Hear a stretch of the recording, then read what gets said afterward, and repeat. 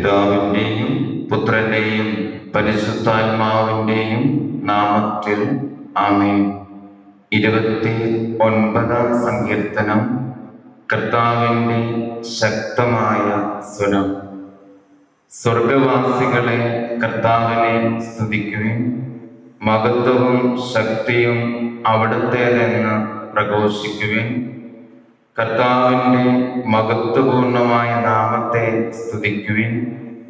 വിശുദ്ധ വസ്ത്രങ്ങൾ അണിഞ്ഞ് അവിടുത്തെ ആരാധിക്കുവിൻ.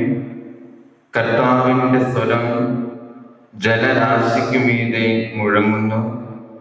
ജലസഞ്ചയങ്ങൾക്കു മീതെ മഹത്വത്തിൻ്റെ ദൈവം ഇടിനാദം മുഴക്കുന്നു. കർത്താവിൻ്റെ സ്വരം ശക്തി നിറഞ്ഞതാണ്. അവിടുത്തെ ശബ്ദം പ്രതാപമുറ്റതാണ്. കർത്താവിൻ്റെ സ്വരം ദേവദാരുക്കളെ തകർക്കുന്നു.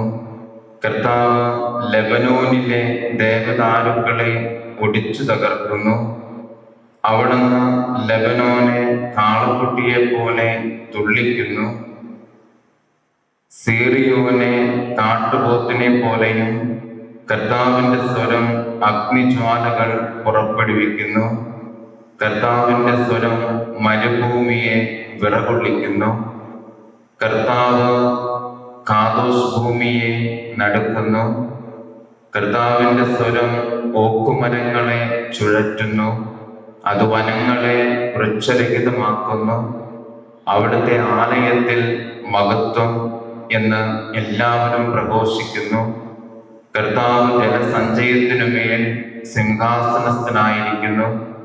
അവിടുന്ന് എന്നേക്കും രാജാവായി സിംഹാസനത്തിൽ വാഴുന്നു. കർത്താവ് തൻ്റെ ജനത്തിന് ശക്തി പ്രദാനം ചെയ്യട്ടെ. അവിടുന്ന് തൻ്റെ ജനത്തെ സമാധാനം നൽകി അനുഗ്രഹിക്കട്ടെ. പിതാവിൻ്റെയും പുത്രൻ്റെയും പരിശുദ്ധാത്മാവിൻ്റെയും നാമത്തിൽ ആമേൻ.